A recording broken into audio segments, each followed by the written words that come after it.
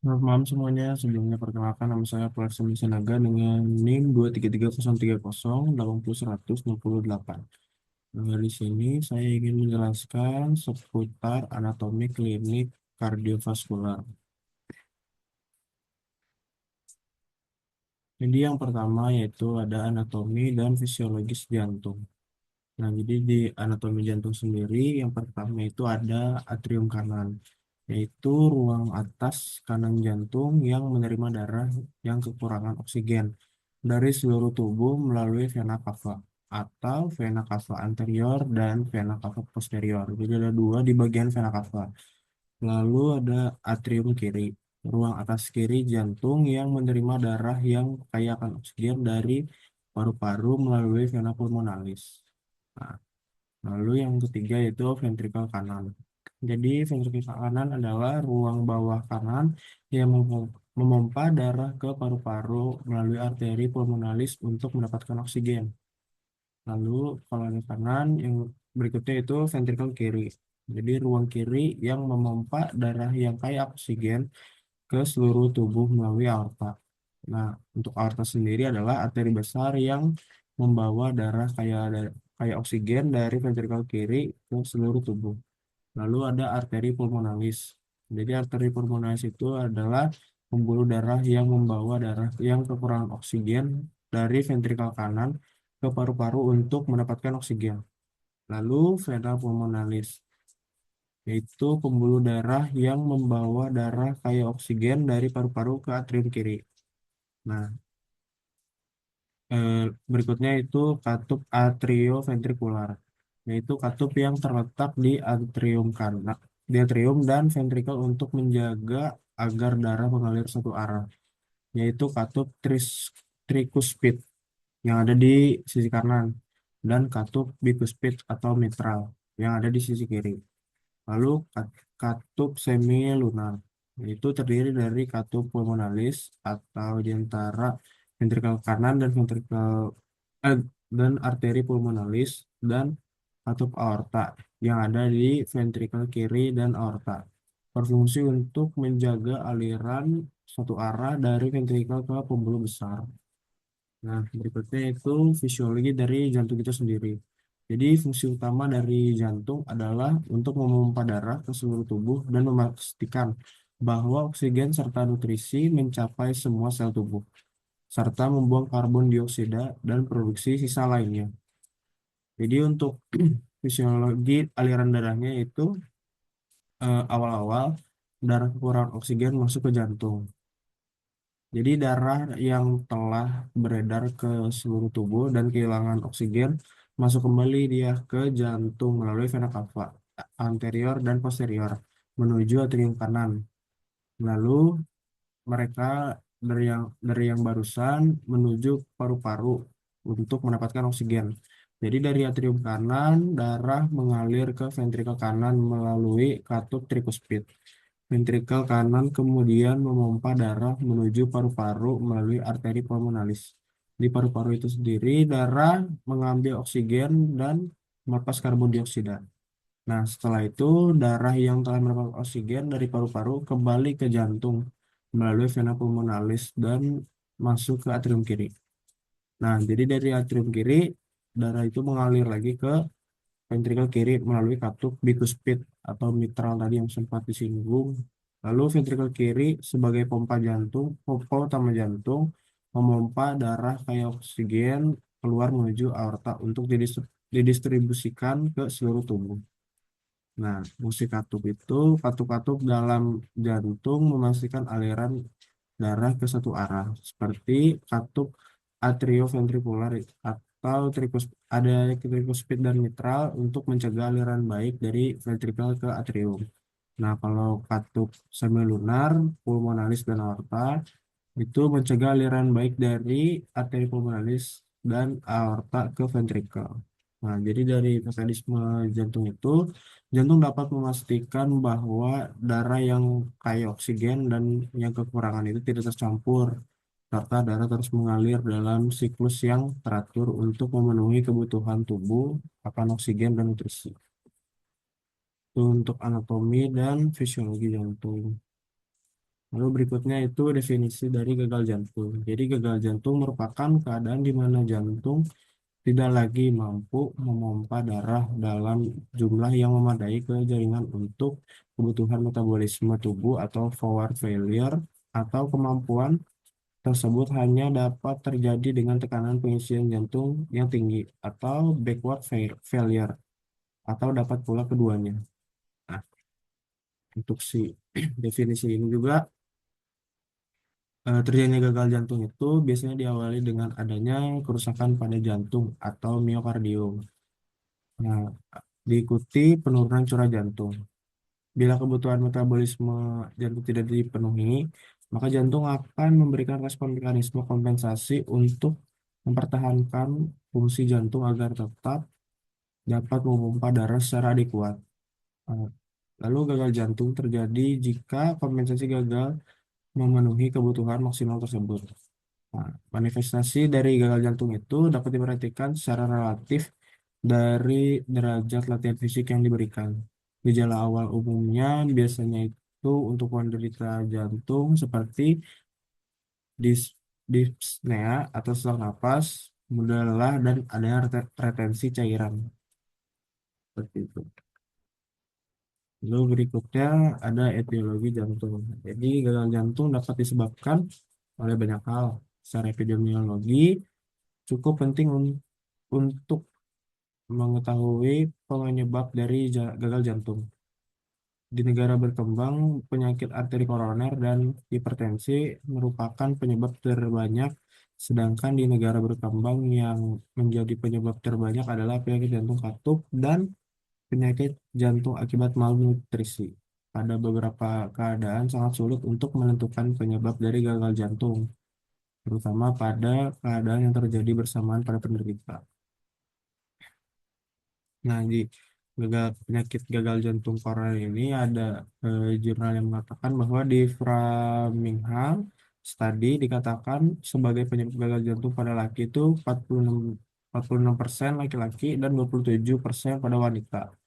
Faktor risiko koroner seperti diabetes dan merokok juga merupakan faktor yang dapat berpengaruh pada perkembangan dari gagal jantung. Selain itu, berat badan serta tinggi rasio kolesterol total dengan kolesterol HDL juga dikatakan sebagai faktor risiko independen dari perkembangan dari gagal jantung. Jadi ada beberapa faktor risiko dari gagal jantung itu sendiri. Lalu berikutnya itu patofisiologi jantung. Untuk penjelasan dari gambarnya sebagai berikut. Jadi awal-awal itu terjadi gagal jantung diawali dengan adanya kerusakan pada jantung atau miokardium. Hal tersebut akan menyebabkan penurunannya curah jantung. Bila curah jantung tidak cukup untuk memenuhi kebutuhan metabolisme, maka jantung akan memberikan respon mekanisme kompensasi untuk mempertahankan fungsi jantung agar tetap dapat memompa secara adekuat. Nah, bila mekanisme tersebut telah secara maksimal digunakan dan curah jantung jantung normal itu tidak terpenuhi, tidak cukup, maka setelah itu akan timbul gejala-gejala gagal jantung. Ada tiga mekanisme primer yang dapat dilihat dalam respon kompensatorik, yaitu meningkatnya aktivitas adrenergik simpatis, lalu meningkatnya beban awal akibat sistem renin-angiotensin aldo, aldosteron, atau bisa dibilang itu RAS, dan hipertrofi ventrikel. Menurunnya volume sepuncup pada gagal jantung akan membangkitkan respon simpatis kompensatorik. Hal ini akan merangsang pengeluaran katekolamin dari saraf-saraf adrenergik jantung dan medula adrenal. Lalu denyut jantung dan kekuatan kontraksi juga akan meningkat untuk menambah curah jantung. Selain itu, ada juga yang terjadi seperti di vasokonstriksi arteri perifer untuk menstabilkan tekanan arteri dan retribusi volume darah untuk mengutamakan perfusi ke organ vital seperti jantung dan mata. Aktivasi sistem renin, angiotensin, aldosteron atau tadi yang disebut adalah RAS akan menyebabkan retensi natrium dan air oleh ginjal. Mereka meningkatkan volume ventrikal dan regangan serabut. Peningkatan beban awal ini akan menambah kontratilitas miokardium sesuai dengan mekanisme Frank Starling. Itu untuk eh, fisiologi patofisiologi dari jantung itu sendiri. Lalu berikutnya yaitu eh, untuk beberapa penyakit jantung lainnya seperti patent ductus arteriosus.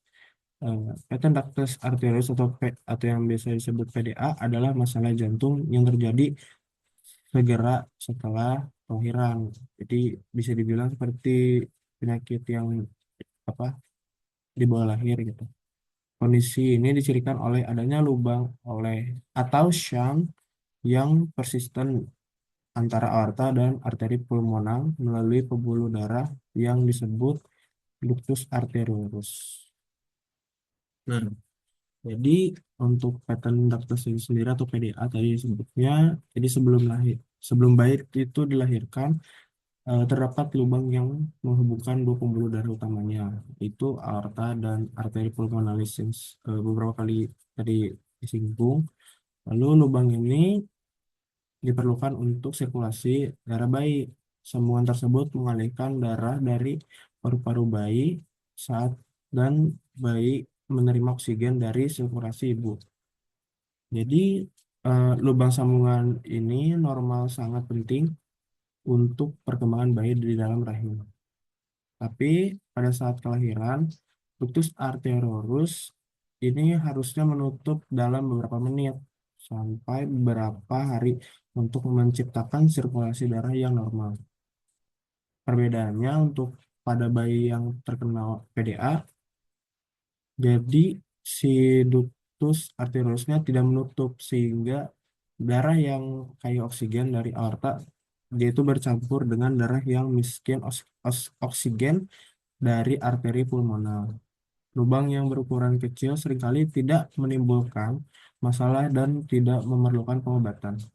Tapi lubang yang besar dan dibiarkan tidak diobati dapat menyebabkan darah mengalir ke arah yang salah karena tadi tidak menutup itu. Jadi untuk penyebab PDA-nya sendiri itu tidak diketahui.